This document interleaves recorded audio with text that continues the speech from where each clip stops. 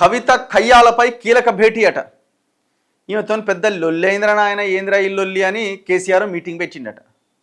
మరి ఏం చేయమంటావు? మరి కింద మీద అవుతుంది ఆయనకు, ఆగమాగం అవుతుండు. ఆ ఫామ్ హౌస్లో ఉంటట్లేదు, కూర్చుంటట్లేదు, పడుకుంటట్లేదు, తాగుతట్లేదు, తింటట్లేదు.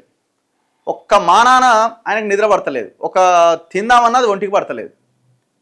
ఈ అన్నా చెల్లె లొల్లి పార్టీని మొత్తం సర్వనాశనం చేసి పడేస్తున్నది. అసలు వీళ్ళిద్దరు ఎట్లా అయితే అమెరికా నుంచి వీడికి వచ్చిర్రో మొత్తం ఆస్తులన్నీ గుంజుకొని మళ్ళీ పోయి ఆడ ఎత్తేసి రావాలి. అప్పుడేమన్నా పార్టీ కానీ రాష్ట్రం కానీ బాగుపడే అవకాశం ఉంది. ఎందుకంటే ఈ రాష్ట్రాన్ని నాశనం చేసింది కేసీఆర్. ఈ పరిస్థితిలో ఉండడానికి కారణం కూడా వీళ్ళిద్దరే. నిన్న కేసీఆర్ మీటింగ్ పెట్టిండట. కవిత కయ్యాలపై కీలక భేటీ. బీఆర్ఎస్లో చర్చనీయాంశంగా ఎమ్మెల్సీ కవిత. ఇప్పుడు పార్టీ మొత్తం డిఫెన్స్లో పడ్డది.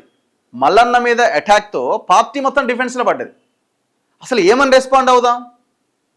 ఇప్పుడు ఏమని రెస్పాండ్ అవ్వాలా? మల్లన్న మనుషులు వీళ్ళ మీద దాడి చేయలే కదా, వీళ్ళు పోయి ఆయన ఆఫీస్ మీద దాడి చేశారు. మొత్తం రక్తపాతం, గాల్లోకి కాల్పులు, అంతా ఆగమాగం. జగన్నాథ్ ఏంద్ర ఈ కల్చరు, ఏం కల్చర్ రా ఇది అనే కాడికి వచ్చిన పరిస్థితి. అంటే ఈ సంస్కృతి ఏంది? కొట్టుడు సంస్కృతి, ఆఫీసుల మీద దాడులు చేసే సంస్కృతి ఏంది? ఈమెకి ఇది అలవాటే. ఇప్పుడు మీరు గతంలో ధర్మపురి అరవింద్ ఇంటి మీద దాడి జరిగింది చూసిరు కదా, ఇట్లా సేమ్ ఇట్లాగే. తెలంగాణ మూమెంట్లో అయ్యప్ప సొసైటీ సినిమా వాళ్ళ మీద దాడులు, ఈమెదే భాగస్వామ్యం. మీరు ఏదైనా తీసుకోండి, చాలా చాలా దాడులు జరిగినాయి. సో ఈ మొన్న వ్యవహారం చూసిన తర్వాత ఒకవేళ కనుక ఆ కాల్పుల్లో ఇంకేదన్నా జరగవరని చనిపోయి ఉంటే పరిస్థితి ఏంది? ఖచ్చితంగా కేసీఆర్ కూడా మాట్లాడాల్సిన పరిస్థితి వస్తుండే. ఇప్పుడు ఈమెను మరి పార్టీ నుంచి అవతలకి పంపాలనా? అరే నాయన ఏదో ఒకటి రా, మన లాకర్ కీస్ ఇద్దామా అని మరి డిస్కషన్ పెట్టిండేమో. ఎందుకంటే ఆమె లొల్లంతా ఆస్తులు, వాటాలు, కొట్లాటలు, పదవులే కదా. ఇప్పుడు ఆమె కూడా ఇంకో వర్కింగ్ ప్రెసిడెంట్ ఇచ్చి కేసీఆర్ పక్కన కూర్చోబెట్టి ఇంకో సీట్ ఇస్తే శబాష్ అంటది. దాంతోపాటు వాటాలు గీటాలు అన్ని వంచి నాకెంత నీకెంత అని సెట్ చేస్తే అయిపోతుంది. మరి అది చేద్దామా లేకపోతే పార్టీ నుంచి అవతలకి నెట్టేద్దామా? ఈ డిస్కషన్ జరిగిందట. ఇప్పుడు పార్టీ కూడా మొన్న జరిగిన దాడి మీద ఏం మాట్లాడాలో వాళ్ళకి అర్థం కాలే. కేటీఆర్ అంటే ట్వీట్లు చేశాడు. ట్వీట్ చేసిండా? కేసీఆర్ ఏమైనా మాట్లాడిండా? హరీష్ మాట్లాడిండా? సంతోష్ మాట్లాడిండా? ఆ పార్టీ సీనియర్ లీడర్లు ఏమైనా మాట్లాడిరా? అంటే తెర మీదకి వచ్చేవాళ్ళు ఎవరు మాట్లాడలేకపోయారు. ఇంకొకటి, ఆమె బీసీ రిజర్వేషన్ల మీద చాలా శబాష్ ఆర్డినెన్స్ నా వల్లే వచ్చిందని పెద్దగా ప్రచారం చేసుకుంటుంది. పార్టీ ఏమో అది చిత్తుకాయిదని నాయన, జీవో కాదు, పాడు కాదు, ఆర్డినెన్స్ కాదని పార్టీ అంటుంది. పొంతన లేదు, క్లారిటీ లేదు, మొత్తం డిస్టర్బ్ అయిపోయింది పార్టీ అంతా.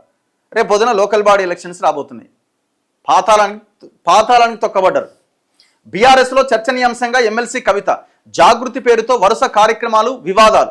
స్థానిక ఎన్నికలకు ముందు క్యాడర్లో గందరగోళం. నందినగర్లో కేసీఆర్, హరీష్ రావు, కేటీఆర్ భేటీ. సుదీర్ఘంగా సాగిన మంతనాలు. 10 ఏళ్ల అభివృద్ధి, కాంగ్రెస్ వైఫల్యాలంటూ లీకులట.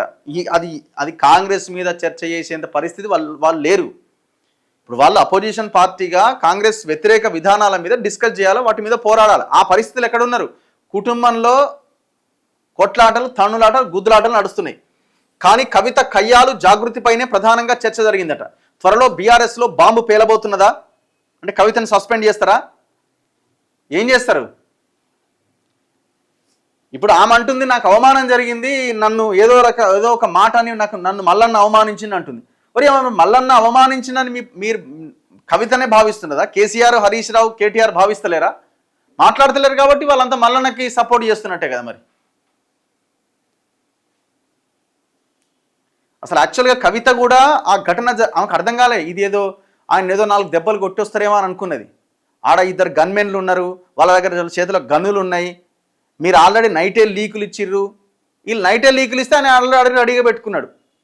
నాకు తెలిసి ఇప్పుడు ఆ దాడి చేసిన కార్యకర్తలు ఎవరైతే, జాగృతి కార్యకర్తలు ఎవరైతే ఉన్నారో వాళ్ళ పరిస్థితి ఏంటనేది చెప్పాలా బయటికి. నాకు తెలిసి చాలామంది అందులో ఆసుపత్రి పాలయ్యారని తెలుస్తున్నది. ఎందుకంటే వీళ్ళు ముందు రోజు రాత్రే రెడీ చేసుకుంటున్నారు స్క్రీన్ షాట్లు ఆ గ్రూప్లల్లో. ఆల్రెడీ వాళ్ళకి పోయినాయి ఆ మల్లన్న టీం వాళ్ళకి. వీళ్ళు రేపు పొద్దుగాల దాడికి వస్తున్నారు, వాళ్ళంతా రెడీ చేసి పెట్టుకున్నారు. నేను అనుకుంటున్నా వీళ్ళ మోతనే మోగిందని అంటున్నారు. మరి వీళ్ళ మోతనే మోగింది అంటున్నారు. మరి వీళ్ళు అసలు ఎక్కడున్నారు? ఎంతమంది అరెస్ట్ అయ్యారు? ఇప్పుడు పొరపాటున మాకు దెబ్బలు తగిలేని చెప్పుకుందామా? ఇజ్జత్ పోతట్టుంది. ఏమి చెప్పుకోలేని పరిస్థితిలో వాళ్ళు ఉన్నారు. కవిత కయ్యాలపై కీలక భేటీ. నందినగర్లో సమావేశం జరిగిందట. బీఆర్ఎస్ పార్టీ అధినేత కేసీఆర్తో సోమవారం పార్టీ వర్కింగ్ ప్రెసిడెంట్ కేటీఆర్, మాజీ మంత్రి హరీష్ రావు భేటీ అయ్యారు. నందినగర్లోని నివాసంలో ఈ సమావేశం జరిగింది. రాష్ట్ర జాతీయ రాజకీయాలతో పాటు క్షేత్రస్థాయిలో నెలకొన్న ప్రజా సమస్యలపైన కేసీఆర్ ఆరా తీసిందట. కాంగ్రెస్ బీజేపీ అనుసరిస్తున్న వ్యూహాలు ఎత్తుగడలపైన చర్చించిరట. ఇదిగా వాళ్ళు బయటికి లీకులు ఇచ్చుకున్నది, ఇదంతా ఉత్తదే. అయితే ఈ భేటీలో ప్రధానంగా కవిత తీరు మీదనే చర్చ జరిగిందట. జాగృతి పేరుతో చేస్తున్న కార్యక్రమాలు, పార్టీలో బయట కవిత కయ్యాలపైన కేసీఆర్ ఆరా తీసిండట. ఒంటరైన కవిత, ఎమ్మెల్సీ కార్యాలయంపై జాగృతి నేతల దాడి, ఆ తర్వాతి పరిణామాలపైన బీఆర్ఎస్ పెద్దగా స్పందించలే. ప్రత్యర్థి నాయకుడు నోటికొచ్చినట్టు మాట్లాడుతున్నా కవిత పక్షాన పార్టీ నిలబడిన ఆనవాళ్లు కూడా తక్కువే. కేవలం జాగృతి మాత్రమే పోరాటం చేస్తున్నది. పార్టీ ఎమ్మెల్సీగా కవిత ఉన్నప్పటికీ ఆమె పక్షాన నిలబడట్లేదు. పార్టీ అండగా ఉంటుందని భావించినప్పటికీ ఆశించిన స్పందన రాలే. ప్రధాన ప్రతిపక్షంగా బీఆర్ఎస్ ఉన్నా ప్రత్యర్థి ఎమ్మెల్సీ వ్యాఖ్యలను ఎందుకు ఖండించలే? మహిళపైన అనుచిత వ్యాఖ్యలు చేసినా పట్టించుకోరా అనే ప్రశ్నలు సైతం ఉత్పన్నమవుతున్నాయట. అసలు ఎందుకు స్పందించడం లేదనేది కూడా గులాబీ క్యాడర్లో కూడా చర్చకు దారి తీసిందట. ఇప్పుడు ఆయన మల్లన్న ఆల్రెడీ నిన్న ఒక పుస్తకం, కేసీఆర్ సందేశం ఇచ్చిన ఒక పుస్తకం బయటపెట్టి అందులో ఆయన చెప్పిన సామెత అందులో కనబడుతున్నది. కేసీఆర్కి ఈ సామెతలు అలవాటే. బూతుల విషయంలో వీళ్ళు మాట్లాడితే వీళ్ళ ఇజ్జతే పోతుంది. ఎందుకంటే తెలంగాణకి బూతులు నేర్పిందే వీళ్ళు, బూతులకు బ్రాండ్ అంబాసిడర్లే వీళ్ళు. బూతుల పేర్లతో ఒక పుస్తకమే రిలీజ్ చేయొచ్చు వీళ్ళు మాట్లాడిన బూతులతో. అందుకే కేసీఆర్ సైలెంట్గా ఉన్నాడు. ఒకరిద్దరు నేతలు మినహా కవితకు అండగా నిలబడింది లేదు. ముఖ్యంగా అగ్రనాయకులు కేటీఆర్, హరీష్ రావు మౌనంగా ఉన్నారు. దీన్ని బట్టి కవితను దూరం పెట్టారా అనే డౌట్ వస్తున్నది. ఎందుకు ఆమెకు మద్దతు పలకట్లేదు? పార్టీతో ఉన్న గ్యాప్తోనే ఓన్ చేసుకోవడం లేదా, లేకుంటే ఏకపక్షంగా వ్యవహరిస్తున్నారనే కోపంతో బీఆర్ఎస్ అగ్రనాయకత్వం స్పందించట్లేదా అనేది ఇప్పుడు హాట్ టాపిక్ అయింది. పార్టీ ఎమ్మెల్సీగా కొనసాగుతున్నప్పటికీ కవితకు ఎందుకు పార్టీ అండగా నిలబడలేదు? ఎవరిపైనైనా ఇలాంటి మాటల దాడులు జరిగితే కూడా పార్టీ ఇలాగే ఉంటుందా అనేది ఇప్పుడు క్యాడర్లో చర్చనీయాంశమైంది. మిగతా వారి పరిస్థితి ఏంటి? కేసీఆర్ కుమార్తె అయిన కవితకే పార్టీ నుంచి మద్దతు లేకపోతే సామాన్య కార్యకర్తల పరిస్థితి ఏంటనేది కూడా ఇప్పుడు సర్వత్రా చర్చకు దారితీసింది. కవితకు పార్టీలో సపోర్ట్ లేదని, ఆమె ఒంటరి అని తాజా పరిస్థితులు స్పష్టం చేస్తున్నాయి. ఆమె స్థాపించిన జాగృతి సంస్థకు చెందిన కార్యకర్తలే పోరాట బాట పట్టారు. కవితపై చేసిన అనుచిత వ్యాఖ్యలను ఖండించడంతో పాటు ఫిర్యాదులు సైతం చేస్తున్నారు. కవితనే స్వయంగా మండలి చైర్మన్ గుత్తాతో పాటు లా అండ్ ఆర్డర్ ఐజీకి ఫిర్యాదు చేశారు. జాగృతి కార్యకర్తలు సోమవారం మహిళా కమిషన్కు కంప్లైంట్ చేశారు. కానీ బీఆర్ఎస్ పార్టీ మాత్రం తమకేమీ పట్టనట్లుగా, పార్టీ కాదన్నట్లుగా వ్యవహరించడం చర్చనీయాంశమైన వేళ కేసీఆర్, హరీష్ రావు, కేటీఆర్ భేటీ కావడం, కవిత కయ్యాలపై సుదీర్ఘంగా చర్చించడంతో ఏం జరుగుతుందో అనే ఉత్కంఠ నెలకొందట. ఆమె ఇనదు.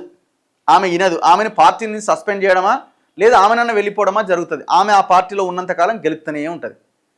ఆమెకు పదవి కావాలి, పైసలు కావాలి. అది వస్తే సైలెంట్ ఉంటుంది. అది ఇవ్వలేదనుకో ఆమె గెలుపుతూనే ఉంటుంది, ఆ పార్టీని డ్యామేజ్ చేస్తూనే ఉంటుంది. ఏం చేస్తారన్నది చూడాలి.